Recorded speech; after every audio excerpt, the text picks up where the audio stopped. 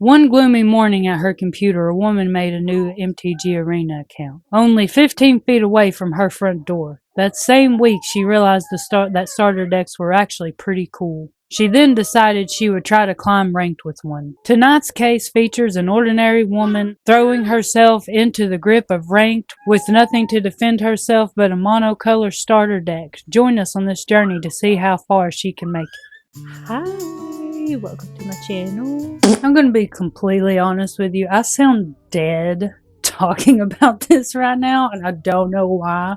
I just could not muster up the energy to speak about something I had been passionate about doing for weeks. So anyway, long story short, I'm starting a new MTG Arena account because like my brother 10 plus years ago got me playing Magic with real cards. I pretty much only played with him and maybe one other person. And then a few years later, I did MTG Arena for the first time. I didn't get very far. I was highly addicted, so I had to cut the habit. Happened a second time. Didn't get very far again, and by very far I mean getting a lot of cards. I think I had maybe made it to platinum once and ranked. I played for maybe a month or two. Anyways, kicked the habit again, and now I'm back. I'm more regulated of a person. And I have a child now, so I really I wouldn't have an option even if that weren't the truth. But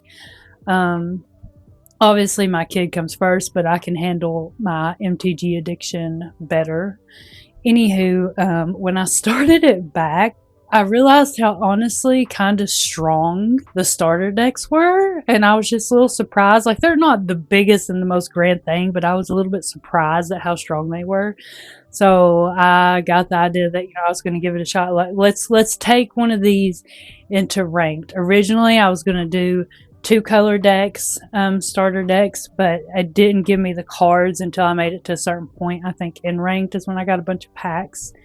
So I had to use a monocolor deck. And I'll tell you more about that. Sorry I sound dead. Sorry. I played my first 2 matches with the starter white deck because I just felt like it would be strongest. I think because of the life gain aspect of it. Boy, was I wrong. Immediately lost the first 2 rounds.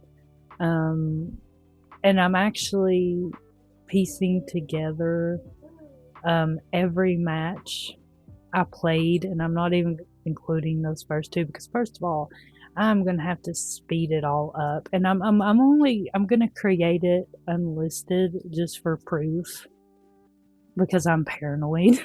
Really, I think that I immediately was paranoid, like, well, what if I make it kind of far and then people are like, oh, you didn't really do that. So I was like, okay.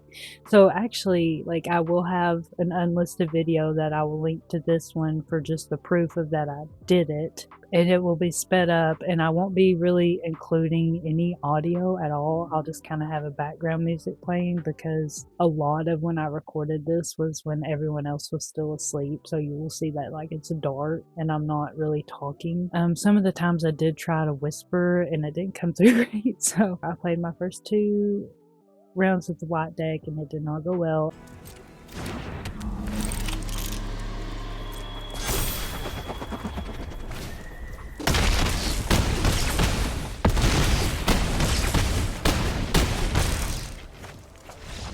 I used cold-blooded killers. I think there is only 1 starter deck of each color, but anyways, it's called cold-blooded killers in case you go to look for it. In the beginning, it was very easy not to get frustrated. Working my way through bronze really didn't surprise me because, like I said, I'm playing the starter decks again. Like, after years of not playing them, they really did feel kind of strong. So working through bronze really wasn't surprising to me.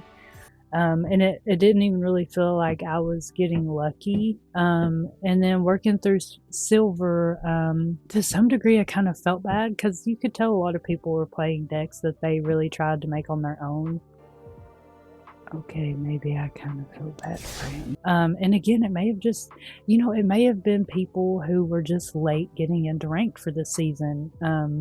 Because some of the people did seem really good. But then eventually And up until this point, it really felt like the deck was good enough to withstand a lot of other people's decks going through silver. But then I did something and I reached gold.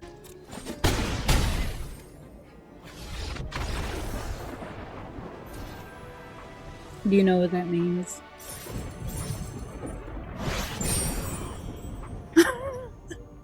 I made it to gold. Like, even if I make it no further, I made it to gold with a starter deck. That is much farther than I thought I would have gone. Just look at that. There may be some debate on whether or not this is actually like some kind of feat. Here's the thing, someone may have done this before. I don't know, because once I come up with, that I was going to do this and started recording it, I didn't look it up because, for one, it felt like an experiment for myself and I didn't want to ruin it in that way. And two, I didn't want to be like, of course I'm going to do this, I'm going to record it, I'm going to share it, because, that's going to be part of the fun. I didn't want to ruin the experiment for myself or the experience, so I didn't look it up, and I'm positive someone has done this before.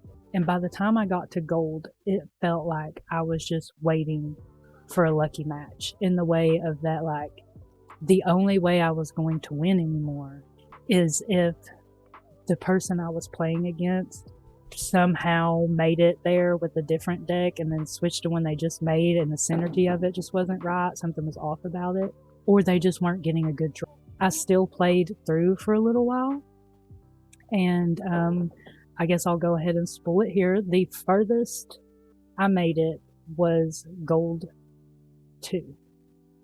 Now, once I reached gold 4, though, this is where I really started to get frustrated.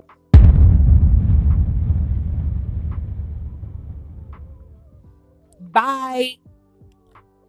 I mean, I got a bit frustrated in silver here and there, but I was still doing pretty good for the most part, so it wasn't too frustrating. But by the time I hit gold, it's just like, it was like every time you tier up, it's a different playing field. I mean, if you played Magic, you pretty much know this for the most part. I mean, now, of course, bronze and silver are going to be similar compared to platinum, but every time you tier up, it feels a little bit different. It feels like you're in a little bit different playing field.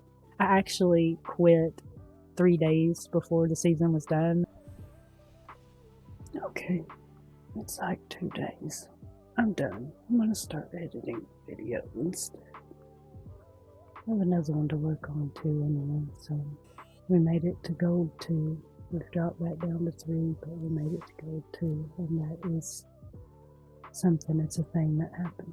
Mostly because that's what I was waiting on, was just to get lucky matches, and like, how boring is that? And so that really just meant that it was time to start working on editing a video and not trying to get to platinum, because is it possible? Yeah, anything's possible. I'm not gonna lie to you, at times it was very hard to stick to the plan. The thing is, like, I can't be mad because they're playing either a self-curated deck or one that they got offline. So like, either they've made a decent to a great deck, or they've gotten a decent to a great deck off of the internet. So like, at the end of the day, I cannot be that mad because I am playing a starter deck. The furthest I made it was gold 2. I'm happy with that. I want to shut up. I want to shut up and quit talking and say that I'm going to link, I will probably, the videos of me actually playing these matches, just for proof in case anyone needs it, I will probably actually do into 2 because they're going to be so long and it's so boring to edit.